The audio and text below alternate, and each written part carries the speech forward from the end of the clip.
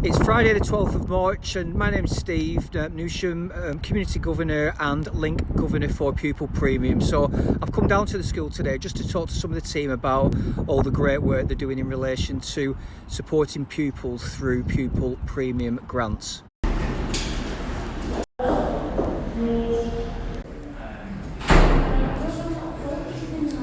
Lee Morrison, who's Head of Humanities, he's the champion of Pupil Premium in school. So we're just going to have a quick chat with Lee, who's going to talk to us all about Pupil Premium. So I think my first question, Lee, is can you just tell governors what Pupil Premium actually is?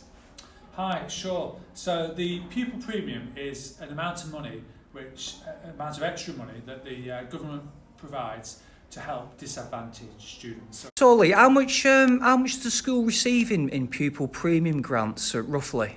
Well, obviously it varies from year to year depending on how many students we have, but at the moment it's just under £500,000. That's a considerable amount of money that the school receives. Lee, can you tell us why do Pupil Premium students receive this extra money? Well, if you look at the data, there is a long-standing attainment gap between students who receive the Pupil Premium and students who don't. And that gap has been there for many years now. And whilst some efforts have been made to reduce it nationally, the gap still exists. And this is why the government has introduced a Pupil Premium to help students who are at a disadvantage to catch up. And what's the picture like nationally and sort of what the challenge has been over the last 12 months then? 'Cause it's been really difficult, hasn't it? Yes, well, unfortunately, the challenge over the last year has been considerable. Even the government's own research has admitted that possibly the gap may well increase to 75% gap between Pupil Premium and non-Pupil Premium. Now, fortunately, I don't think that is the case at Fleetwood High School, but the consensus is that the lockdown and students learning at home has done nothing other than widen the gap significantly between Pupil Premium and non-Pupil Premium students. And what specifically be one of the challenges during lockdown? Well, one of the big challenges is something that's known as the digital divide. So as schools have moved to transfer their learning online, this obviously puts students who are in receipt of the Pupil Premium at a disadvantage, because often these students don't have the same access to technology that some of the more affluent communities have. So for us, we've been working hard to narrow that digital divide. Now, the ways in which we've done that is that we've quickly moved away from purely paper-based learning. And what we moved to instead was what we call phone-friendly learning. So rather than relying upon students having laptops with Office features on, in lockdown one, we made sure that all our learning was accessible by phone, where teachers made videos of their lessons to try and recreate as best we could what would happen in a normal school. What we did during lockdown 2 was we were able to take that one step further, and that was partly because of our increasing use of things like Microsoft Teams to make lessons more interactive, but also we massively increased the amount of technology we were able to get out to students. So I think we had something like 160 laptops sent out to Pupil Premium students, as well as internet connection. And finally, the other thing that we were able to do, we were able to massively expand our in-school provision for particularly for vulnerable and Pupil Premium students. That's fantastic, that, Lee. So is there any other examples of some other bits and pieces that the school is doing using Pupil Premium? Yeah, one of the most widely recognised strategies to raise attainment for students in receipt of the Pupil Premium is what's known as quality first teaching. So we've put a lot of effort into making sure that the school improvement plan is based around quality first teaching. So I'm sure you've had access to the school improvement plan, and what you'll see there is lots of teaching strategies which we feel would really benefit Pupil Premium students. Before I speak to some of your colleagues about some of the other great work that Pupil Premium is supporting, do you want to just finish off, Lee, by telling us about some of the plans for the future? Yeah, so we've been lucky to have been offered to work with the EEF, that's the Educational Endowment Fund, and they're a leading educational research group, and they're going to help us to write a much more comprehensive 3-year pupil premium strategy. Normally we just have a 1-year pupil premium strategy, but hopefully based on this course that I'm going to be attending over the next few months, we'll be able to draw on some of the expertise from this well-respected group to refine even further what we feel is already a good pupil premium strategy. That's great, Lee. Thanks for your time today. It's been really, really informative. I'll let you get back to lessons. Cheers. I'd like to introduce you to the brilliant Luke, who's one of the English teachers, and he does some fantastic work associated with Pupil Premium. So go on, Luke, give us a bit of a flavour of some of the stuff that you do, which is funded through Pupil Premium. Okay, so I do intervention sessions, so I do 4 of them a week with different years, various year groups, and we have done Pupil Premium Boys. So at the start of term, the head of English teachers, head of the years, they'll all carefully choose pupils from Pupil Premium to go into an intervention session in which they'll be taken out of non-core lessons. So if it's English, Maths or Science, they won't be taken out of it. They'll get taken out of a non-core lesson, and then they'll have an hour session every week in which the very first session we'll have made a baseline assessment.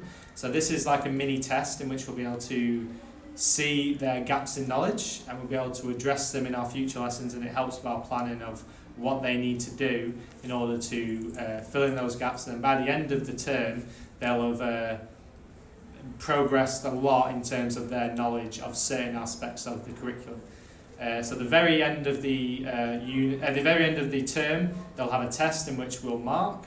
We'll then give all of this information back to their English teacher, in which they'll be then able to see how much they progressed from start to finish. All the information gets put on our school database, so we'll be able to see how the attendance is in terms of attendance. We also monitor what the behaviour's like.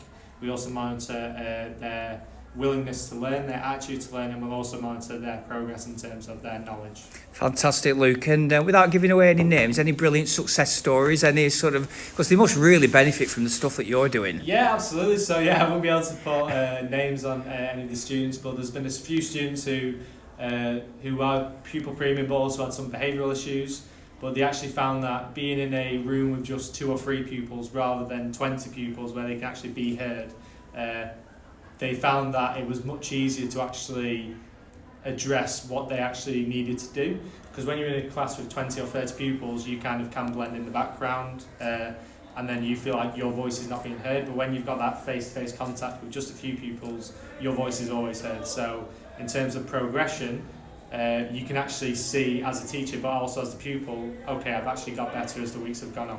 That's brilliant, Luke. And on behalf of all the governors, thanks for all the stuff that you do, mate. That's really appreciated. Cheers. Thanks, Luke. Bye now. Right, so we're now going to have a chat with the brilliant Toby, who is Assistant Head of Year 10. So go on, Toby, tell us some of the brilliant work that you're doing. Our year, the way our school's set up is each year has an Assistant Head of Year, and we follow the year group up. So I've had my year group since they're in Year 7. I've watched them grow up from being, well, some of them were already taller than me, growing all the way up we're in Year 10 now, so getting close to a really key time. That's really important because we get to know the kids, we also get to know the families, and that's been really important this year. I've been phoning home. A lot of my work is to do with pastoral stuff, making sure all the kids feel welcome, making sure that they're not worried in school. As we move up to school, the pinnacle of school is the GCSEs, and we're all working towards that. And it's never easy working with kids. Don't work with kids and animals, but there's a lot of work that we have to do. They come in with a number of different problems, and it's really important that they can come into my office at any point. It's real open door policy, and come to me with what can seem a minor problem for me. But it will be a big problem for them, and if that's not sorted out and that eats away at them, it can cause ramifications later on that might not be seen for a couple of months. And we work with the parents through issues that the parents have had. I've been doing mental health drop-ins with both kids and parents, and mental health first aid. So I've been put through some training to help me in my job and my role. So I've had a couple of parents that have really been struggling with their mental health, and also I can give them strategies to help them manage their mental health of their young students, and that's something that's become more prevalent in the last sort of year or so, and you know, sort of triaging those sorts of barriers to learning is really good. And then also the day-to-day stuff, you know, the little things. I've lost, you know, just loads of little things. I've lost a pen, I don't have my book, I've forgotten this, you know, just the running around the building, helping the kids, just making sure that they've got somebody there that a constant really within school is probably the bit that I really enjoy quite a lot. That's great, Toby. That's been really, really informative, and I'm going to pass all this on to other governors, and on behalf of everybody, thanks for your great work. Cheers. Yeah, thank you. Right, so I'm just now in the going to have a chat with Tom, who is in the student support team. So Tom's got a focus on intervention, and he's going to tell us a little bit about some of the work that Tom's doing, funded by Pupil Premium. So we got given a key seven. There were 7 students that were targeted that were at risk of permanent exclusion. So we decided a programme that might fit and might help them get back into lessons and make them succeed. So we started off on a 6-week programme. They got taken out of all their lessons, and they came down to us in student support. We delivered them English, Maths and Science, just the main focus on them.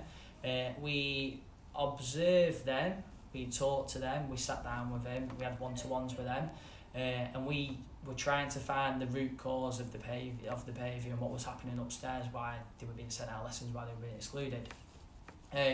So we created student profile documents where teachers could use them, and it would have their key strategies, what the teacher can use, the behaviour triggers. It could be something like they need to be sat at the front of the class so they can be prompted by the teacher. And we put them back out to lessons and taster lessons just to see how they were going, just handed it over to them and said, look, it's down to you to succeed in school. We've done everything we can now, it's down to you. All 7 students are back out to lessons, which is a success, all at different stages. There's 2 students on full timetables, there's some that are on 4 or 5 lessons a week still, they're going at a slower pace, but the success is that we've worked with them, we've found the root causes. They might have horrendous home lives, but they're coming to school, they've got that safe place, and they are back into the lessons, which is a success of it from the work that we have done down here. So I bet it's a really rewarding job, isn't it, as well, because you're really playing a big role in these students' lives, aren't you? Yeah, completely. There's been challenging days. There's been days where I've wanted to pull my hair out, but at the end of a term, when you get a student coming to you and giving you a Christmas present, saying thanks for all the hard work you've done, and you're the reason I'm back into lessons, that is what I'm in the job for. So yeah. That's great, Tom. Honestly, thanks for sharing all that with us. And I've had a brilliant afternoon talking to everybody, and keep up the brilliant work. Thanks a lot on behalf of all governors. Thank you. Tom, I believe you actually used to be a pupil at Fleetwood High. Tell us more about that. Yeah, I came to this school. I was here from 2007 to 2011. A lot of the staff, well, not a lot, but quite a few of the staff members that are still here now taught me when I was at school, and it's a really big focus that I can use with the students that I'm with, because I can say, look, no matter where you come from, how intelligent you are, other things like that, you can make a success for yourself. For example, I said a lot of friends that I had here, permanently excluded. I said I wasn't the most intelligent, but I've managed to do it. I've managed to come back, and now I, fingers crossed, am hoping you might think, oh, I might want to help students like myself and be a teacher maybe when I'm older. That's a lovely story, that, Tom, and it's a brilliant way to end a few interviews today. So thanks ever so much. Thank you.